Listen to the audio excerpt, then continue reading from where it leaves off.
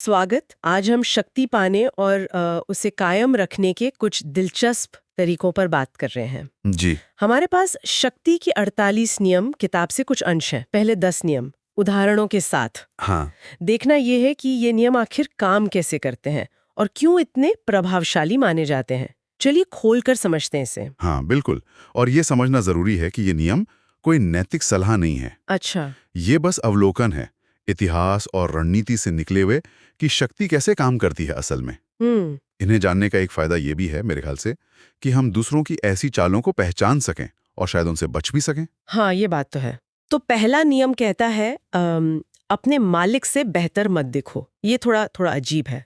मतलब काबिलियत क्यों छिपानी? हाँ, लगता तो अजीब है, पर इसका गहरा संबंध शायद मानवीय असुरक्षा से है और पद सोपान से भी, मतलब हायरार्की से। अच्छा। देखिए, जो सत्ता में है उसे अगर अपने नीचे वाले से थोड़ा खतरा महसूस हो तो वो असुरक्षित हो सकता है। हाँ, अपनी चमक थोड़ी कम रखना कभी-कभी आपकी सुरक्षा के लिए बेहतर हो सकता है। समझी। और दूसरा नियम, वो तो और भी चौंकाने वाला है। हाँ, कौन सा? दोस्तों पर भरोसा कम, दुश्मनों का इस्तेमाल ज्यादा। लिंकन का उदाहरण भी दिया है। क्या वाकई दोस्त ज्यादा खतरनाक हो सकते हैं? देखिए, पारंपरिक सोच के तो एकदम उलट है। हाँ, बिल्कुल। पर इसके पीछे तर्क शायद ये है कि दोस्तों से ईर्ष्या या भावनात्मक उम्मीदें ज्यादा होती हैं जो बाद में शायद धोखे का कारण बन जाएं। अच्छा। जबकि एक पूर्व दुश्मन जिसे आपने मौका दिया है वो शायद वफादारी साबित करने के लिए ज्यादा मेहनत करें। उसका रिश्ता ज्यादा ट्रांजैक्शनल होता है, कम भावनात्मक। मतलब रिश्तों से ज्यादा ये रणनीति की बात हो गई। बिल्कुल। जैसे नियम 3 में है, अपने इरादे छुपाओ। सिकंदर महान की तरह अपनी असली चाल किसी को पता ही ना लगने दो। हाँ हाँ, क्योंकि अगर आपकी योजना पहले ही सबको पता चल गई तो क्या होगा? विरोध होगा। विरोधी तैयार हो सकते हैं या उसे फेल करने की कोशिश कर सकते हैं। तो गोपनीयता वो रणनीति का एक अहम हिस्सा है। और गोपनीयता से ही जुड़ा लगता है नियम 4, जरूरत से कम बोलो। इसमें गांधी जी के मौन व्रत का जिक्र है। कम बोलना शक्तिशाली कैसे बनाता है? अब कम बोलने से ना एक रहस्य जैसा बनता है आपके आसपास। अच्छा। लोग अंदाजा लगाते रहते हैं कि आप क्या सोच रहे हैं। इससे आप ज्यादा गंभीर, ज्यादा नियंत्रित नजर आते हैं और फिर जब आप बोलते हैं तो आपकी बात का वजन ज्यादा होता है। ये बात तो है। फिर आता है नियम 5 जो कहता है अपनी प्रतिष्ठा की हर कीमत पर रक्षा करो। जी, ये बहुत जरूरी है। स्रोत टाटा समूह की साख का उदाहरण देता है। प्रतिष्ठा इतनी जरूरी क्यों है? क्योंकि प्रतिष्ठा वो आपकी एक तरह से अदृश्य संपत्ति है। हाँ। ये तय करती है कि लोग आप पर कितना भरोसा करेंगे, कितना सम्मान देंगे। ये शक्ति का आधार है। इसे बनाने में सालों लगते हैं, पर गंवाने में एक पल भी नहीं लगता। सही कहा। अच्छा, छठे नियम का तर्क है कि ध्यान खींचना जरूरी है, चाहे कैसे भी। हर कीमत पर ध्यान आकर्षित करो। नेपोलियन की तरह अलग दिखो। क्या गुमनाम रहने से बेहतर है किसी भी तरह की शोहरत? इस नियम के अनुसार हाँ, शक्ति के खेल में अनदेखा किया जाना सबसे बुरा है। अच्छा। ध्यान खींचने से आप चर्चा में आते हैं, प्रासंगिक बने रहते हैं।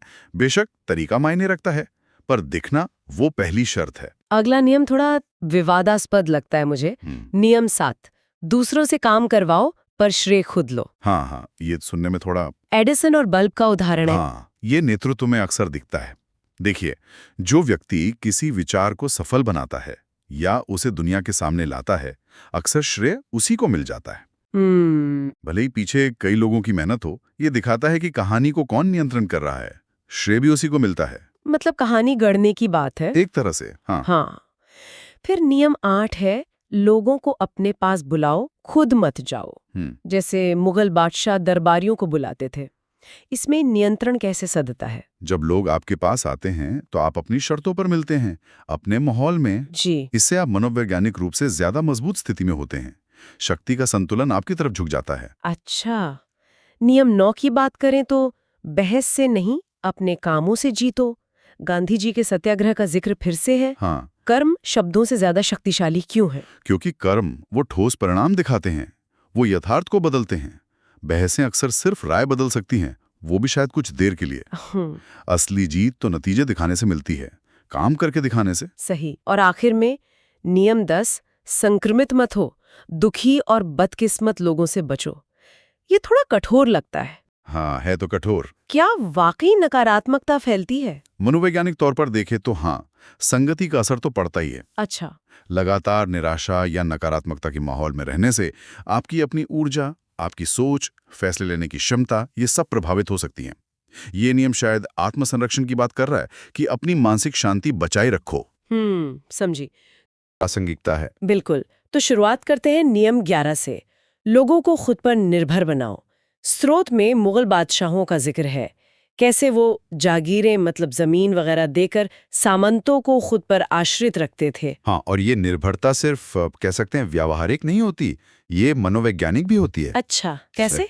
देखिए, जब लोग अपनी जरूरतों के लिए आप पर निर्भर होते हैं तो उनकी स्वतंत्रता तो सीमित होती है, पर वो फिर बदलाव के उतने इच्छुक नहीं रहते। ये नियंत्रण का एक काफी सूक्ष्म लेकिन शक्तिशाली तरीका है। दिलचस्प है। हाँ, अब नियम 12 पर आते हैं। चुनिंदा ईमानदारी और उदारता का प्रयोग करो। स्रोत चाणक्य का उदाहरण देता है कि कैसे उन्होंने छोटे छोटे उपहारों और ईमानदारी दिखाकर बड़े गठबंधनों का विश्वास जीता। हाँ, तो क्या ये सिर्फ दिखावा है? दिखावा कहना शायद ठीक ना हो, रणनीति है। असल में ये साख बनाने की बात है। एक बार जब आपकी ईमानदारी की प्रतिष्ठा बन जाती है तो आप उसका लाभ उठा सकते हैं। ये इस बात पर जोर देता है कि शक्ति के खेल में प्रतिष्ठा कितनी कीमती चीज है, उसे सोच समझकर बनाना पड़ता है। सही कहा।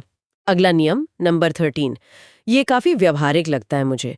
मदद मांगते समय लोगों के स्वार्थ की दुहाई दो, ना कि दया की। हाँ, उदाहरण है कि कैसे पुराने राजा महाराजा सहयोगियों को जमीन या धन का लालच देकर युद्ध में शामिल करते थे, दया की अपील नहीं करते थे। बिल्कुल। ये नियम मानवीय प्रेरणा की एक कह सकते हैं बुनियादी सच्चाई को उजागर करता है। लोग अक्सर उसी काम में ज्यादा दिलचस्पी दिखाते हैं जिसमें उनका सीधा फायदा हो। ये दिखाता है कि दूसरों के इरादों को समझना कितना जरूरी है। सही बात है। और नियम 14, ये तो और भी सीधा है। दोस्त बनकर जासूसी करो। हाँ, क्योंकि जानकारी ही ताकत है। ब्रिटिश राज का उदाहरण दिया है इसमें। बिल्कुल। कैसे उन्होंने भारत में व्यापार और दोस्ती की आड़ में एक बहुत बड़ा सूचना नेटवर्क खड़ा किया। हाँ। यहां हम सूचना असंतुलन की ताकत देखते हैं। मतलब जिसके पास ज्यादा या बेहतर जानकारी होती है वो अक्सर ज्यादा शक्तिशाली स्थिति में होता है। ये दिखाता है कि जानकारी को नियंत्रित करना सत्ता बनाए रखने का एक सदियों पुराना तरीका है। बिल्कुल। अब नियम 15, ये थोड़ा निर्मम है। हाँ, ये तो है। अपने दुश्मन को पूरी तरह कुचल दो। सिकंदर महान का उदाहरण है, जिसने अपने हारे हुए दुश्मनों को फिर से सिर उठाने का कोई मौका नहीं दिया। तर्क ये कि आधा अधूरा छोड़ा गया दुश्मन ज्यादा खतरनाक हो सकता है। रणनीति के नजरिए से देखें तो बात सही लगती है। ये भविष्य के खतरों को जड़ से खत्म करने की बात करता है।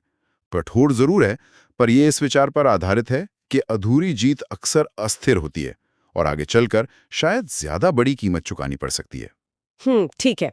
अब कुछ अलग तरह का नियम नंबर 16, अनुपस्थिति से इज्जत और सम्मान बढ़ाओ।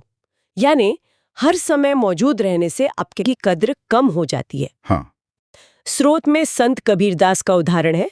वो कम ही दर्शन देते थे, जिससे उनका महत्व बना रहता था। बिल्कुल। ये धारणा प्रबंधन का मतलब परसेप्शन मैनेजमेंट का एक उत्कृष्ट उदाहरण है।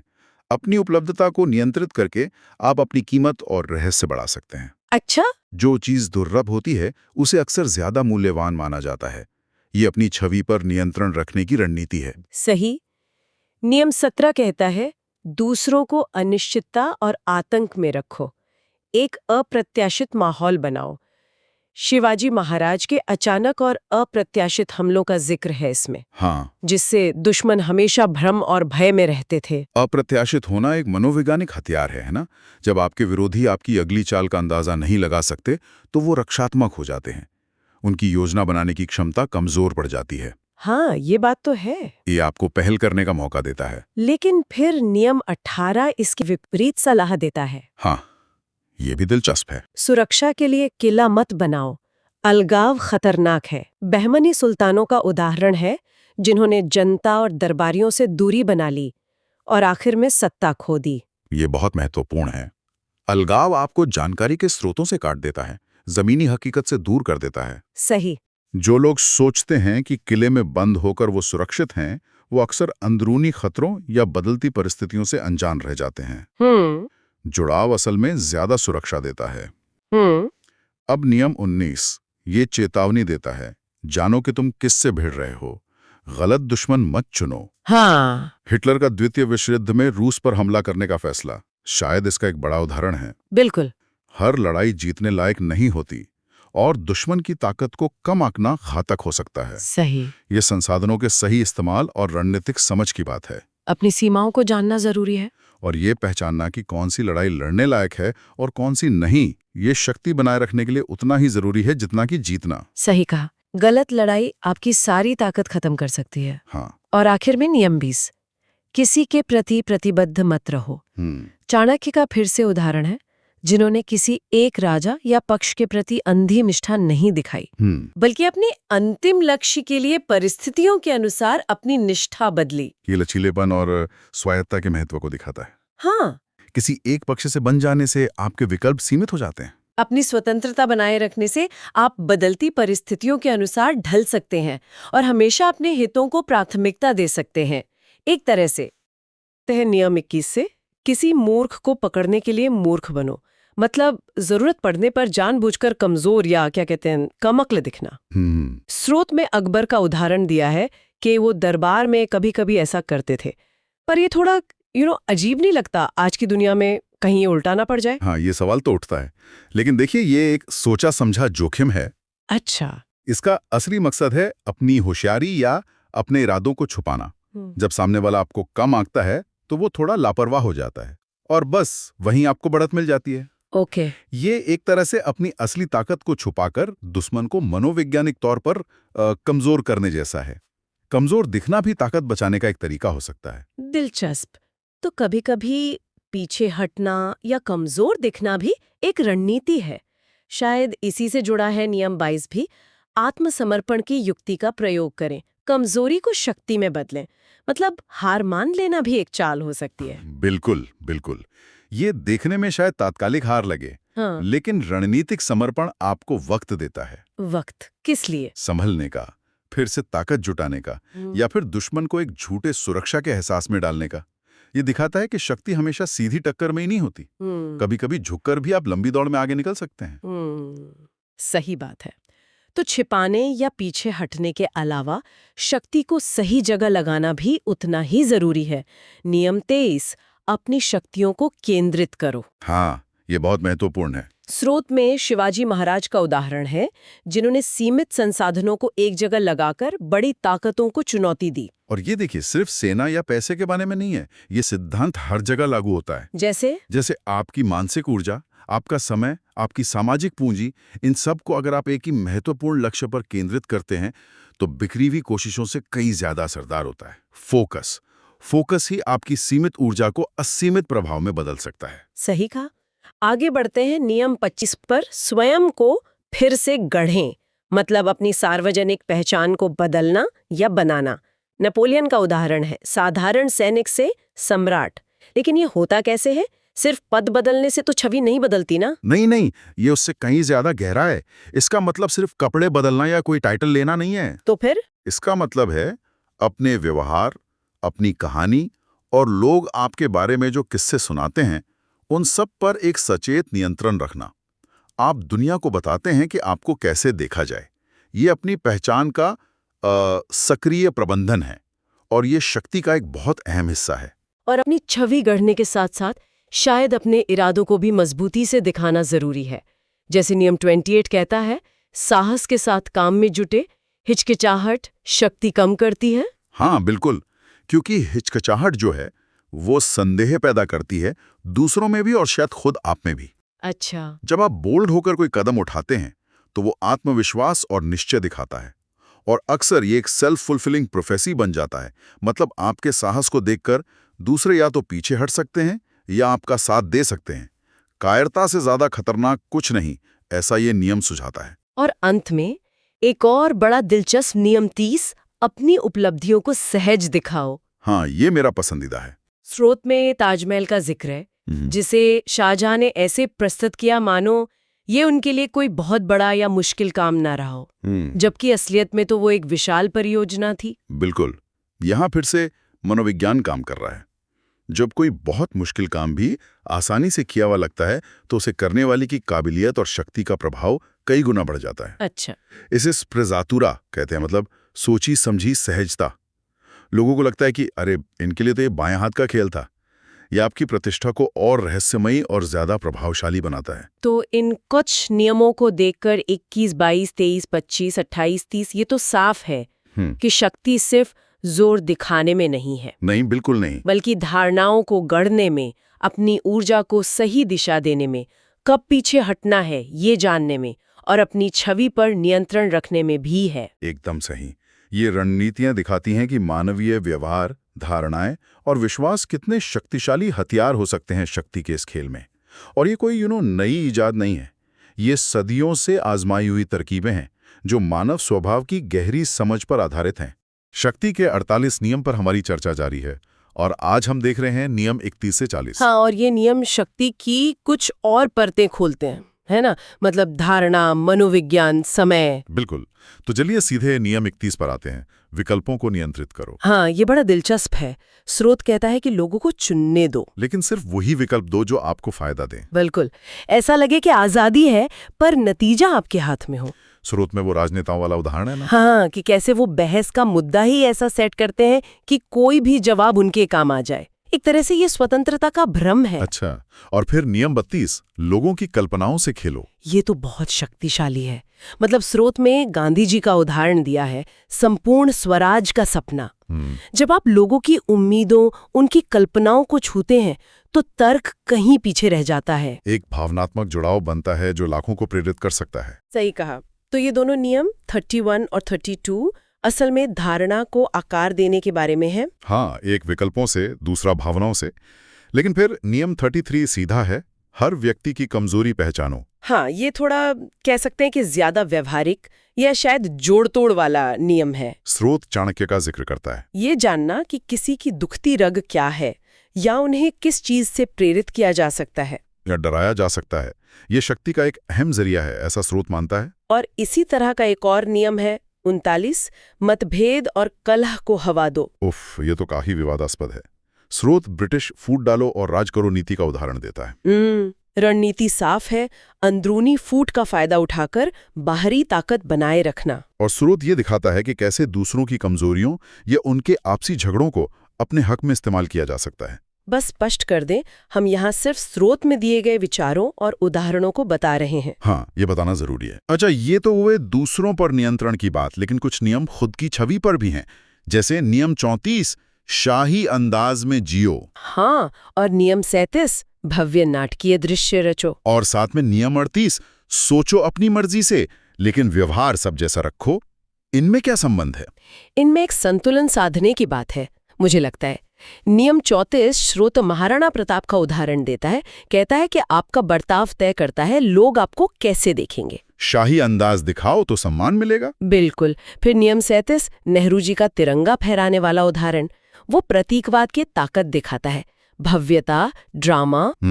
लेकिन नियम 38 बुद्ध के उदाहरण के साथ एक चेतावनी देता है कि भले ही सोच अलग हो, हाँ, सोच भले ही क्रांतिकारी हो, पर समाज में घुल मिलकर रहो, आम दिखो। इससे बेवजह का विरोध नहीं झेलना पड़ता। तो ये एक तरह से सार्वजनिक छवि बनाने और उसे सहेजने की कला है। सही कहा। और आखिर में कुछ नियम समय और समझदारी से जुड़े लगते हैं। जैसे नियम 35, सही समय की कला सीखो। हाँ, स्रोत में समुद्रगुप्त का उदाहरण है। और नियम 36, जिन्हें हासिल नहीं कर सकते उन्हें नजरअंदाज करो, अकबर का उदाहरण। और नियम 40 भी, मुफ्त चीजों से दूर रहो, वो अंग्रेजों के तोहफे वाला उदाहरण। ये तीनों क्या सिखाते हैं? देखिए, नियम 35 साफ कहता है सही वक्त का इंतजार, जल्दबाजी में नुकसान है, सामरिक धैर्य जरूरी है। ठीक है। नियम 36 एक तरह की मानसिक शक्ति है, जो पहुंच से बाहर है, उसके पीछे ऊर्जा बर्बाद मत करो, उसे अनदेखा करना भी एक ताकत है। अच्छा। और नियम 40 वो हमें याद दिलाता है कि हर चीज की कीमत होती है, स्रोत के अनुसार मुफ्त कुछ नहीं होता। जैसे वो अंग्रेजों के तोहफे, जिनके पीछे बड़े व्यापारिक और फिर राजनीतिक हित छिपे थे। बिल्कुल। तो ये तीनों नियम हमें जल्दबाजी, लालच और बेकार के संघर्षों से बचने की सलाह देते हैं, जैसा स्रोत में बताया गया है। तो कुल मिलाकर ये 10 नियम शक्ति को समझने का एक बहुत ही व्यावहारिक और हाँ, कभी-कभी कठोर नजरिया देते हैं। हाँ, धारणा, मनोविज्ञान, छवि, समय, इन सब का इस्तेमाल, जैसा स्रोत ऐतिहासिक उदाहरणों से दिखाता है। बिल्कुल। और स्रोत इन्हें बस रणनीतियों के तौर पर पेश करता है जो इतिहास में इस्तेमाल हुई हैं। इन्हें समझना जरूरी है ताकि हम अपने आसपास शक्ति के इस खेल को पहचान सकें। हाँ, चाहे हम इन नियमों से सहमत हों या ना हों, कम से कम हम जागरूक तो हो सकते हैं। सही काम। इन सब पर बात करते हुए एक सवाल मन में आता है।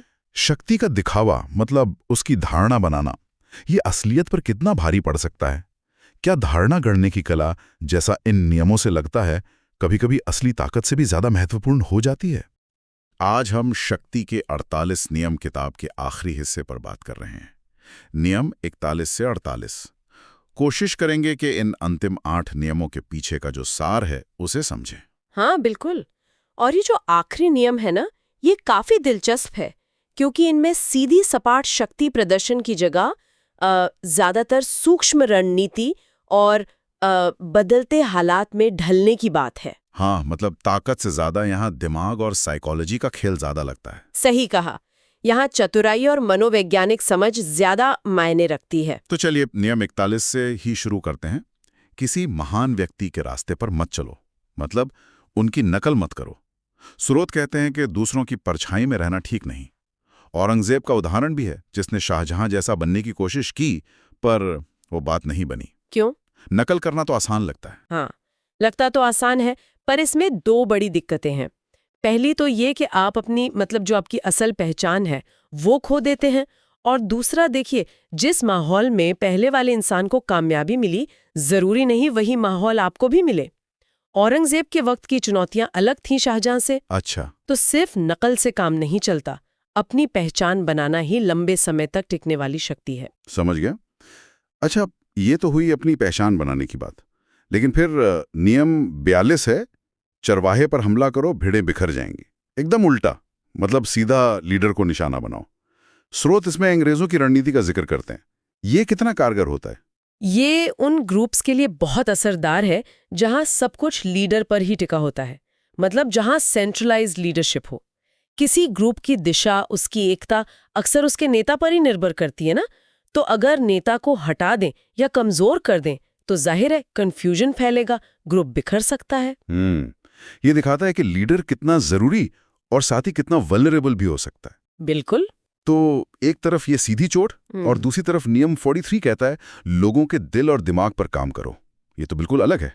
बल नहीं, बल्कि भावनाओं और विचारों पर काबू पाने की बात। स्वामी विवेकानंद का जिक्र है यहाँ। हाँ, और यही इन नियमों की खासियत है। नियम 42 बाहरी ढांचे पर वार करता है ना, जबकि नियम 43 अंदर से असर डालता है। दिल और दिमाग जीतना वो ज्यादा टिकाऊ कंट्रोल देता है। अच्छा। जोर जबरदस्ती तो कुछ वक्त के लिए ही काम करती है। असली वफादारी तो वो विश्वास और भावनाओं को समझने से ही आती है। अच्छा, और शायद यहीं पर नियम 44 भी फिट होता है। मिरर इफेक्ट का इस्तेमाल करो, मतलब आईने की तरह बनो। हाँ, काफी हद तक। स्रोत कहते हैं कि बीरबल लोगों से उन्हीं के अंदाज में बात करते थे। क्या ये दिल दिमाग जीतने का तरीका है, दूसरों की नकल करना? हाँ, है। तो जब हम किसी के व्यवहार की या उसकी भाषा की नकल करते हैं ना, तो अनजाने में ही एक कनेक्शन, एक भरोसा सा बन जाता है। सामने वाले को लगता है कि हाँ, ये बंदा मुझे समझता है।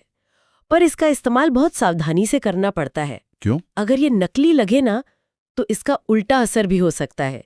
ये एक पावरफुल टूल है, पर है दोधारी तलवार जैसा। समझो।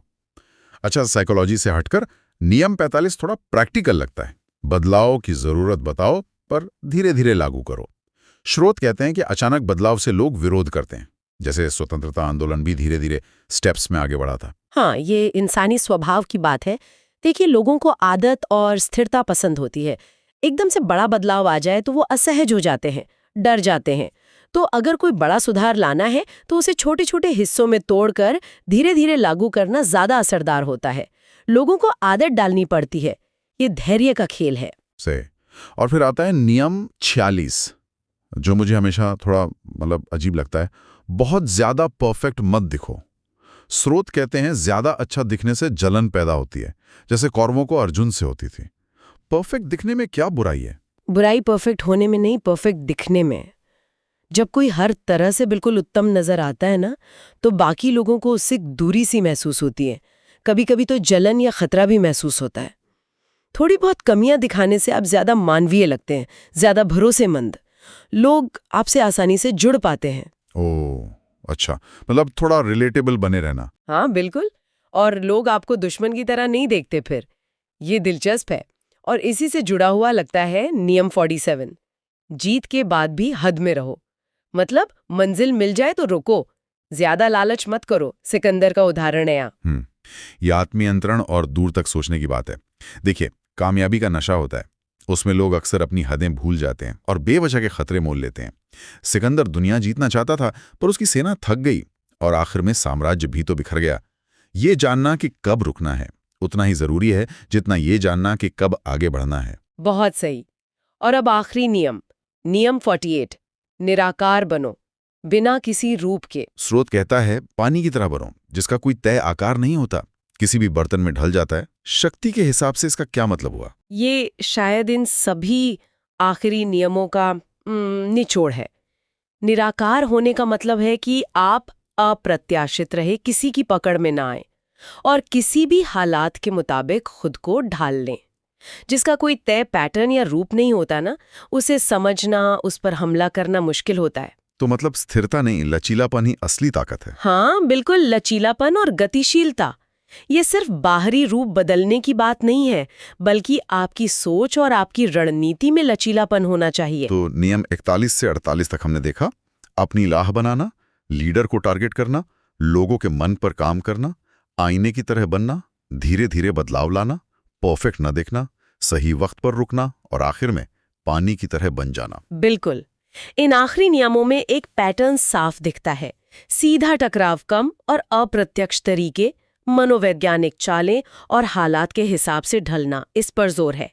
खासकर वो निराकार बनो वाला आइडिया वो सबसे पावरफुल लगता है कि असली ताकत सख्ती में नहीं, लचीलेपन में है। और यहाँ हम एक सवाल छोड़ जाते हैं सोचने के लिए, क्या हर सिचुएशन में निराकार हो जाना, मतलब पूरी तरह हालात के हिसाब से बदल जाना ही हमेशा सबसे अच्छी रणनीति है? या फिर कभी-कभी अपने उसूलों पर, अपने असली रूप पर टिके रहने की भी अपनी अहमियत होती है? इस पर सोचा जा सकता है।